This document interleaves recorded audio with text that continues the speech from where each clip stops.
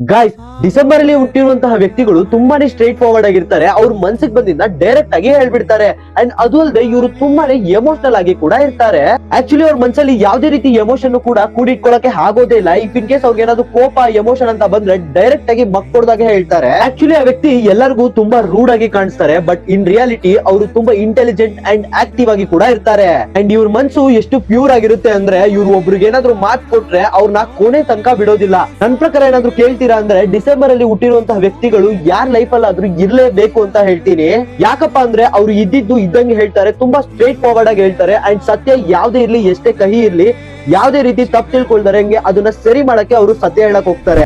Actually ಈ ವ್ಯಕ್ತಿಗಳು ಅವ್ರ ಲೈಫ್ ಅಲ್ಲಿ ತುಂಬಾನೇ ಲಕ್ಕಿ ಆಗಿರ್ತಾರೆ. ಮತ್ತೆ ಅವ್ರ ಲೈಫ್ ಪಾರ್ಟ್ನರ್ ಆಗಿ ಯಾರು ಬರ್ತಾರಲ್ಲ ಅವರು ಕೂಡ ಅವ್ರ ಜೀವನದಲ್ಲಿ ತುಂಬಾನೇ ಲಕ್ ತಂದು ಕೊಡ್ತಾರೆ. ಅಂಡ್ ಡಿಸೆಂಬರ್ ಅಲ್ಲಿ ಹುಟ್ಟಿರುವಂತಹ ವ್ಯಕ್ತಿಗಳು ನಾನು ಹೇಳಿದ್ದೆಲ್ಲ ಕರೆಕ್ಟ್ ಅನ್ಸಿದ್ರೆ ಎಸ್ ಅಂತ ಕಮೆಂಟ್ ಮಾಡಿ. ಈ ರೀತಿ ಡಿಸೆಂಬರ್ ಅಲ್ಲಿ ಹುಟ್ಟಿರೋ ನಿಮ್ ಫ್ರೆಂಡ್ಸ್ಗೂ ಕೂಡ ಆದಷ್ಟು ಶೇರ್ ಮಾಡಿ. ನಿಮ್ದೇ ಬಂತಂತ ಕಮೆಂಟ್ ಸೆಕ್ಷನ್ ಅಲ್ಲಿ ಕಮೆಂಟ್ ಮಾಡಿದ್ರೆ ನೆಕ್ಸ್ಟ್ ವಿಡಿಯೋ ಅದ್ರ ಬಗ್ಗೆನೇ ಮಾಡ್ತೀನಿ.